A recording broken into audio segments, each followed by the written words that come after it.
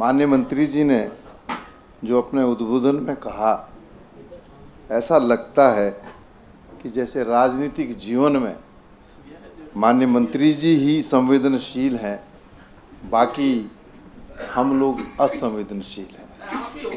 मैं आपको कहना, जो जिक्र करा माननीय मंत्री जी ने जिस रेशम बाग का, आप वहाँ जाकर के देख लीजिए उस रेशम बाग की स्थिति क्या है, नंबर एक बात। और मैं आपसे कहना चाहता हूँ, जो आपने कहा कि मुझे सिर्फ जो है 72 परिवारों की चिंता है, बाकी प्रदेश के लोगों की चिंता नहीं। अगर आप इस सदन में, इस प्रदेश में मंत्री के रूप में विराजमान हैं, तो मैं समझता हूँ मैं भी नेता प्रतिपक्ष के रूप में इस प्रदेश के अंदर विराजमान हूँ। अगर आप मानते हो तो आपने जिस विधानसभा का जिक्र करा, जिस जीवनगढ़ का जिक्र करा, मैं समझता हूँ कि मेरा तो बचपन वहाँ गुजरा है। रावत जी, आपने उस जीवनगढ़ को, आपने उस अंबाड़ी को नज़दीक से नहीं देखा है। आपने तो ऊर्जा मंत्री के रूप में ऊर्जा के साथ भाषण दे दिया, लेकिन मैं उन दो जिन परिवारों का आपने जिक्र करा, शायद आप तो उनमें से उनको जानते भी नहीं होंगे, लेकिन मैं एक एक परिवार को व्यक्तिगत रूप से जानता हूँ। उस विधानसभा में मैं इसलिए नहीं कह रहा हूँ क्योंकि जो बात आपने कही, मैं समझता हूँ कि आपको बोलने का अधिकार है, लेकिन इस तरीके से अगर आप बोलेंगे कि मुझे सिर्फ 72 परिवारों की चिंता है और जो रेशम बाग में उन परिवारों की चिंता नहीं है, तो मैं माननीय मंत्री जी कहना चाहता हूँ, जितने संवेदनशील आप हैं, हो सकता है हम कम हो, लेकिन संवेदनशील हम भी हैं। और मैंने कहा कि मैं उन परिवारों के एक एक व्यक्ति को जानता हूँ। मेरे पिताजी सन 52 से उस विधानसभा क्षेत्र से चुनाव लड़ते आ रहे, और मैं स्वयं भी उस विधानसभा का विधायक रहा हूँ। और आज भी मैं कह सकता हूँ कि मैं विधायक बेशक चक्रोता से हूँ, लेकिन सैंसपुर और विकास नगर मेरा घर है, और घर को कोई व्यक्ति जो है क्षति नहीं पहुँचाता है। वो 72 जो परिवार हैं, वो भी मेरे घर के हैं। मैं उनकी लड़ाई लड़ूंगा। सिर्फ आप मुआवजे का लालच दे करके कि हम 1 करोड़ कर देते हैं, 2 करोड़ कर देते हैं, जैसे अंदाज में बोलते हैं कितने करोड़ का पैकेज, इतने करोड़ का, इतना करोड़ का पैकेज, ये पैकेजों से हमको मत बहलाइए। और ये जल विद्युत परियोजना 2013 के बाद प्रारंभ नहीं हुई है। ये जल विद्युत परियोजना जो है 67 और 68 में भूमि अधिग्रहण की कार्रवाई इस परियोजना के अंतर्गत हुई।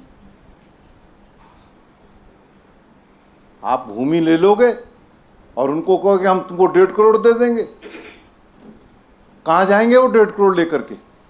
मैं आपसे पूछना चाहता हूँ, कहाँ मिलेगी उनको वो भूमि 1.5 करोड़ रुपए में, जो जिसका जिक्र आपने अभी किया है? पर्वतीय क्षेत्र में जमीन नहीं है, उन्हें वहाँ से रिहेबिलिटेट होकर के नीचे ही आना है, और नीचे जो जमीन का भाव है माननीय मंत्री जी, मैं समझता हूँ आप उसको भली भांति जानते हैं। उनसे पूछिए जो 82 दिन से वहाँ धरना प्रदर्शन पर बैठे हैं। माननीय अध्यक्ष जी, आपके माध्यम से जानना चाहता हूँ कि सरकार का कोई प्रतिनिधि उनसे वार्ता करने गया? माननीय ऊर्जा मंत्री जी, मैं आपसे ही पूछता हूँ, आप बहुत संवेदनशीलता की बात करते हैं, मैं आज आपसे पूछना चाहता हूँ, 82 दिनों में क्या आपको एक बार भी समय नहीं लगा कि उनके बीच में जाकर के उनके दर्द और मर्म को मैं जानने का काम करूं? और मैं इसीलिए अभी तक उनके धरने स्थल पर नहीं गया। अध्यक्ष जी, मेरे लिए तो राजनीतिक दृष्टि से वो बहुत महत्वपूर्ण था। मैं तो राजनीतिक अपने क्षेत्र में जो है, मैं इसलिए नहीं गया, आपको सुनकर के ताज्जुब होगा, मैं इसलिए नहीं गया कि अगर मैं जाऊंगा तो ये विषय राजनीतिक विषय बन जाएगा। 82 दिन हो गए हरक सिंह जी, माननीय मंत्री जी, मैं नहीं गया वहाँ पे, और मेरे क्षेत्र का मामला है। मैं सिर्फ इसलिए नहीं गया कि अगर मैं जाऊँगा तो ये आरोप लगेगा कि कांग्रेस इसमें राजनीति कर रही है। और मैंने ये कहा कि आप लोग, जो आपने जिन नामों का जिक्र करा कि उनको लेकर के लोग मेरे पास आए थे, तो मैंने खुद ही कहा था कि आप उन लोगों के साथ जाइए ताकि सरकार में रहते हो आपकी बात को सुना जा सके, आपके दर्द पर जो है मरहम लगाया जा सके। और आज आप कह रहे हैं कि मैं 1.5 करोड़ रुपया देता हूँ।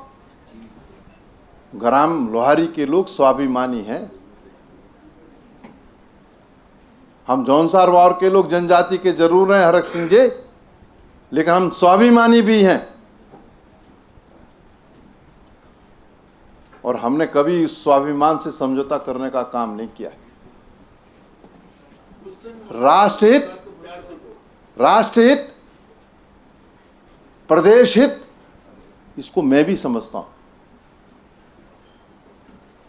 जब अपने पे आती है माननीय मंत्री जी, तब पता चलता है। जब दूसरे पे आती है तो आदमी बड़ी बड़ी बातें करता है।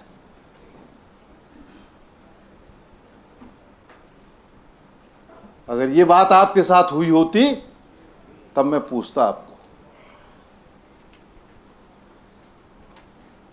हम राजनीति में हैं, और आपने कहा हम राजनीति में इच्छा शक्ति ना हो, हम राजनीति में हैं। और राजनीति में होने के बाद प्रीतम सिंह 82 दिन से अपने विधानसभा के उन 72 परिवारों के बीच में नहीं गया। सिर्फ इसलिए नहीं गया कि शायद सरकार संवेदनशील होगी, शायद सरकार इनकी बात को सुनेगी, कोई वार्ता करेगी, इनकी समस्याओं का निराकरण करेगी। लेकिन ऐसी सरकार जो 82 दिनों से उनसे संवाद भी स्थापित नहीं कर पाई। और उप जिलाधिकारी जाता है और कहता है कि मैं पुलिस बल के माध्यम से आपके इस धरने को समाप्त करने का काम करूंगा। और मैं कहना चाहता हूं इस सदन के माध्यम से, ये लोकतंत्र है। लोकतंत्र में अगर लाठी के बल पर आप कोई कृत्य कराना चाहेंगे तो उस लाठी के सामने मैं खड़ा रहूंगा। वो पहला प्रहार प्रीतम सिंह पे होगा, तब 72 परिवारों के बारे में आप बात करना।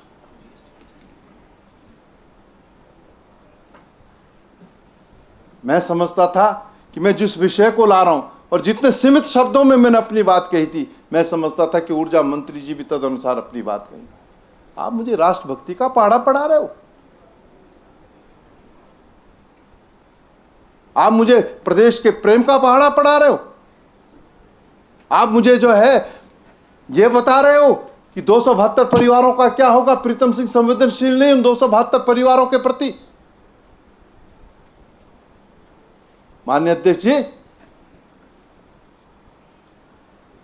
आपके सामने है कि सरकार किस तरीके से जो है आम जन के साथ कृत्य करने का काम कर रही है। और मैंने कहा कि जल विद्युत परियोजनाएं बनी हमारे इसी प्रदेश के अंदर, टिहरी जल विद्युत परियोजना बनी है, उसका आज भी रिहेबिलिटेशन हो रहा है। अरे आप रेशम विभाग की जमीन नहीं देना चाहते हो तो आप सरकार में हो, उसी समकक्ष की जमीन उनको दूसरी दीजिए। आपकी तरफ से तो कोई बात ही नहीं हो रही है। आप तो एक ही बात का रौब दिखा रही है सरकार कि सिर्फ जो है मुआवजे का पैसा ले लो। क्या इससे नेगोशिएशन हो जाएगा?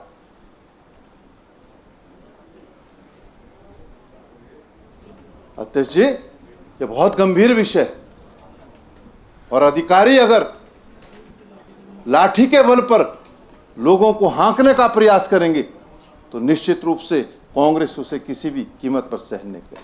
अब तक मैं इस बात के लिए चुप था, इसलिए चुप था कि शायद सरकार संवेदनशील होगी, इन 82 दिनों में उन लोगों से संपर्क करेगी, उनके घाव पर मरहम लगाने का काम करेगी। लेकिन अब हम इस लड़ाई को खुल के लड़ने के लिए तैयार हैं,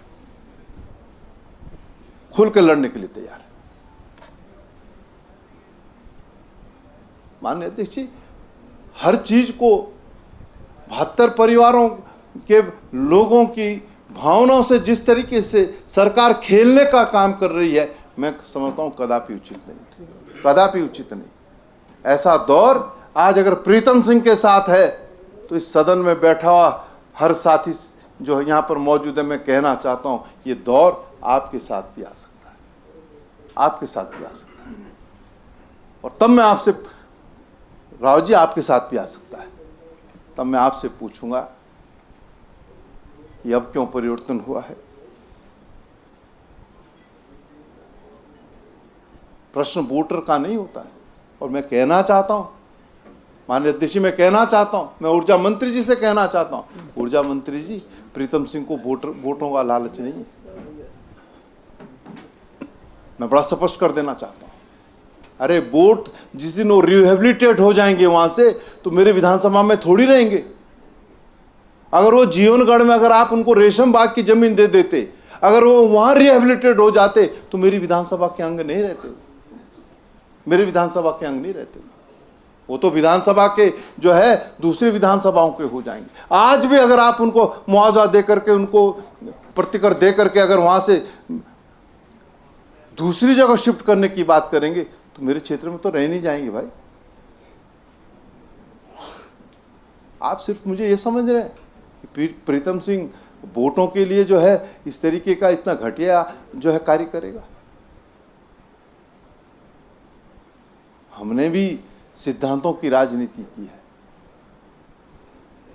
ऐसा नहीं है। आ गया कृपया, सब विषय आ गया आपका। नहीं साहब, माननीय अध्यक्ष जी, मैं चुप रहता, मैं कुछ नहीं बोलता, अगर ऊर्जा मंत्री जी मुझे देशभक्ति का, प्रदेश प्रेम का, देश प्रेम का पाठ न पढ़ाते। और ठीक कहा हरीश धामी जी ने, क्या कहा धामी जी आपने, हम कहे तो प्रबोधन, आप बोले तो संबोधन।